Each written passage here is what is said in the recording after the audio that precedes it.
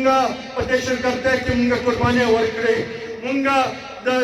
دې ملک لپاره چې څومره پښتنو قربانۍ ورکړې بل چا نه دي ورکړې مونږ هم د دې ملک اوسېدونکي یو مونږ هم هغه عمره پاکستانیان یو چې څومره په پنجاب کې دي څومره په سند کې دي څومره په بلوچستان کې دي څومره چې دا احساس دي شوی دا بل کار شدیدلی دی حکومت ته مونږ دا وایو چې دا ستاسو فرض دی اسلام آباد کې ناست د پاکستان واکدارانو ته هم دا وایو فیصله ساز خلکو ته هم دا وایو چې دا ستاسو ذمهواري ده چې د دې قوم په تاسو چې دی حفاظت کوئ دا ستاسو فرض دی دا د عین پاکستان کې لیکلي دي چې تاسو به ډېر غریبانان الله د دې قوم خلکو له تاسو به حافظان به د هغوی حفاظت به کوئ او که دا تاسو نشئ پوره کولی نو بیا به دا قوم په خپله راپاڅي به بیا به مونږ خپل حفاظت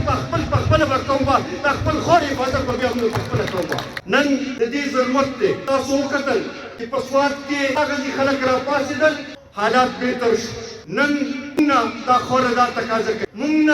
دا قوم دا تقاضا کوي چې مونږ به راپاڅو او مونږ به هم اواز همغه شانتي اوچتوو به مونږ ورته دا ویل غواړو چې د قومي وطن پارټۍ هر کارکن چې دی هغوی مخکې چې دی چې کله دهشتګردۍ لهر راغلی و نو په میدان باندې ولاړو زمونږ مشر چې دی هغه چېرته د قوم نه رسته شوی نه دی نن ورته مونږ دا وایو چې مونږ به تاسو نه رسته کېږو نه تاسو سره به ولاړ یو او انشاءالله امن به دې خواړې ته راولو مونږ دا غواړو تاسو دې پښتنو ته توجه ورکړئ مونږ په دهشتګردۍ کې مونږ قربانۍ ورکړې مونږ د دې ملک لپاره چې څومره پښتنو قربانۍ ورکړې بل چا نه دي ورکړې نن د دې وخت دی چې د پښتنو د دې قربانو چې دی د هغې دوی ته دغه میلو شي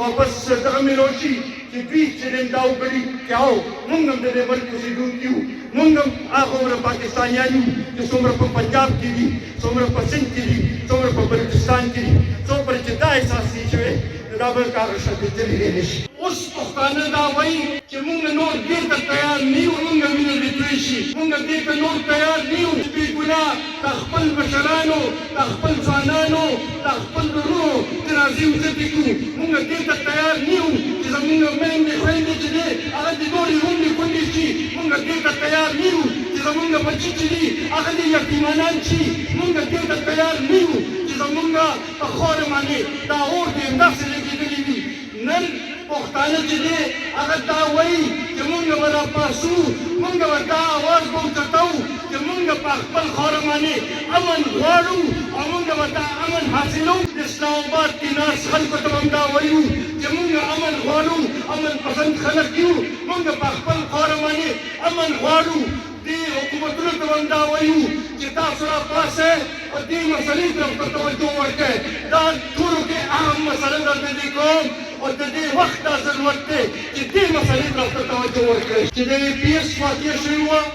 زمونږ بچي پکې شهیدان شوي وو هغه وخت سره ټول قوم را یوځای شو او یو نیشنل اکشن پلان جوړ شو د دهشتګردۍ خلاف یو حکمت عملي جوړه شوه مونږ دا غواړو چې نن دې د هغې نیشنل اکشن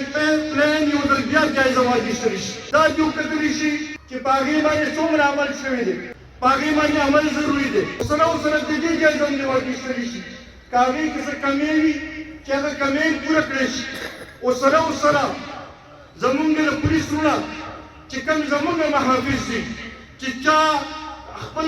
ژوند زمونږ لپاره ورکوي هغوی ته چې کوم ضرورتونه پکار دي که هغه د اکوپمنټ په شکل کې دی که هغه د نور دغه شکل کې دی هغې طرف ته موږ توجه ورکړو چې هغه ورته پوره کړو چې زمونږ دا ځوانان چې دی چې هغوی په بهتر انداز سره د دې قوم خدمت هم کړی شي او دې قوم له تحفظ هم ورکړی شي او سره